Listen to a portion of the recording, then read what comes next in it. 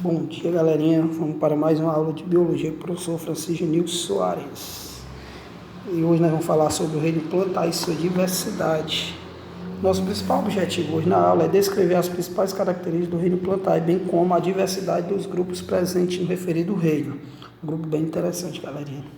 E para iniciar, a gente vai falar sobre botânica. Botânica é a área da biologia, né, ou estudo científico, que estuda as características das plantas, desde o seu lado científico, reprodução, metabolismo, desenvolvimento, evolução e doenças da vida das plantas. O reino plantar é um reino bem diversificado, onde a gente foca mais nas suas estruturas como seres eucariontes, são pluricelulares e tem uma nutrição autotrófica, certo? Que eles pegam a luz solar e convertem em energia. E também é importante para a cadeia alimentar, que eu vou falar mais no finalzinho para vocês.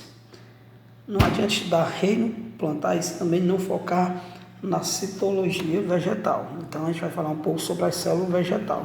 A célula vegetal se diferencia da célula eucariótica animal por apresentar vacúolo, por apresentar os cloroplastos e apresentar uma parede rígida, que é a parede celular, que é toda consistente através da lamela média. A evolução das plantas. Acredito que as plantas vieram de um grupo bem primitivo de algas, que são as algas verdes, certo? Então acredito ter uma hipótese de que as algas verdes são os ancestrais das plantas, tá?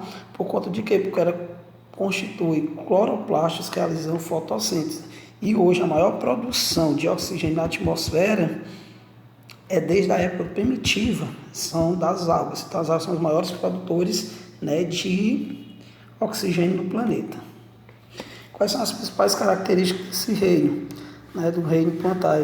Eles são eucariontes, ou seja, eles têm uma carioteca, são pluricelulares, apresentam tecidos, são seres que têm a nutrição autótrofa, ou seja, fotossíntese, realizam fotossíntese, são matotróficas, ou seja, a mãe, no caso aí, né, mato que significa mãe, trófico relacionado à alimentação, ou seja, o embrião é nutrido pelo gametófito feminino. A reprodução deles são com o ciclo diplobionte, ou seja, uma metagênese, alternância de geração, ora é haploide, ora é diploide, certo? Como também os grupos de vegetais são embriófitos, apresentam embriões, né, e são adaptados a diversos meios de ambiente, seja um ambiente terrestre ou um ambiente aquático, tá? E existe ainda grupos traqueófitas. O que são traqueófitas? São plantas que têm sistema vascular, ou seja, produz vasos condutores de seiva, seja a seiva bruta ou a seiva elaborada. Atualmente, mais de 320 mil espécies de plantas existem atualmente. A organização, elas são organizadas simples e também mais complexas. Algumas podem ter estruturas verdadeiras ou não. Existem vários critérios de como classificá-la, como já dizia Carl van Linneu, né? Não é só o formato da folha, o tamanho da raiz, o cálice, a quantidade de gemas, enfim, né? E eles podem, como eu falei, existem as traqueófitas, são aquelas que têm vasos condutores, e existem também as que não apresentam esses vasos, como também algumas que podem ter sementes ou não. Por exemplo, quando eu vou falar criptograma e fanerograma, que mais adiante nós vamos estar falando. De acordo com os vasos condutores de seiva, as plantas as vasculares são as plantas que não apresentam vasos condutores de seiva, no caso as briófitas. Já vasculares são aquelas que apresentam vasos condutores, são conhecidas como traqueófitas, como pteridófitas, gimnospermas e angiospermas. Os vasos condutores estão diretamente relacionados com o tamanho e o corpo vegetal. Existem dois tipos de vasos condutores, que é o floema, que é o xilema, que produz a seiva bruta e a seiva elaborada. De acordo com a presença de sementes, nós vamos ter dois grupos, as criptogamas e as fanerogamas. As criptogamas, nós vamos ter as briófitas e as pteridófitas, que são desprovidas de semente, tá? Enquanto as fanerogamas, elas não apresentam elas apresentam sementes, tá? Por exemplo, vamos ter as gimnospermas e as angiospermas. A gimnosperma é uma semente nua, no caso a pinha do pinheiro. Quando eu pegar as angiospermas, no caso da manga, a semente dela, que nós chamamos de caroço, né, que é um angiosperma, ele é protegido por quem? Pela suculenta, pela parte carnosa do fruto. Classificação geral, certo? A classificação geral do reino plantar nós vamos sempre estudar em ordem evolutiva. Nós vamos ter as briófitas, pteridófitas, gimnospermas e angiospermas, tá?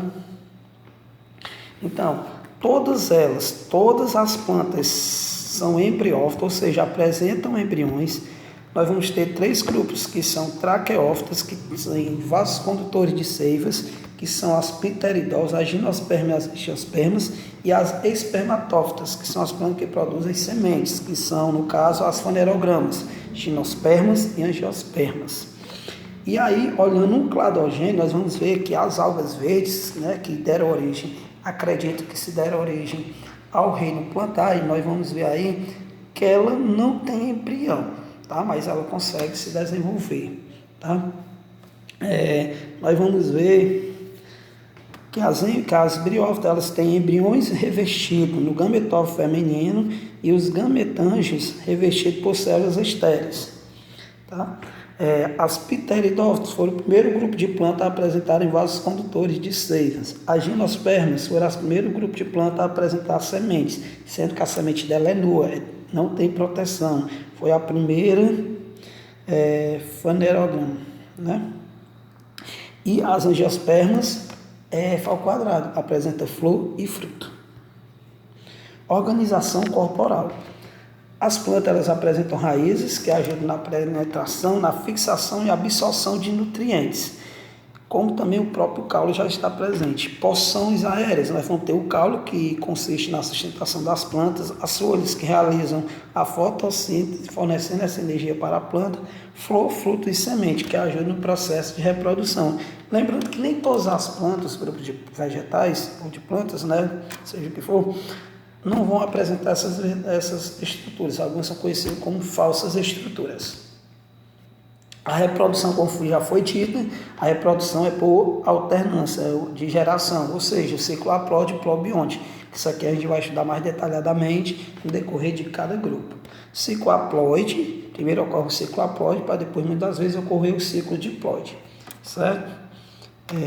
Indivíduos haploides são formadores de gametas, que esses gametas são os gametófitos, enquanto os gametas haploides e zigotos diploides são indivíduos diploides que formam os esporófitos. Esporos, haploides, gametófitos. Tá? Então, primeiro, lembrar bem, os indivíduos diploides formam os esporófitos, os indivíduos haploides formam os gametófitos.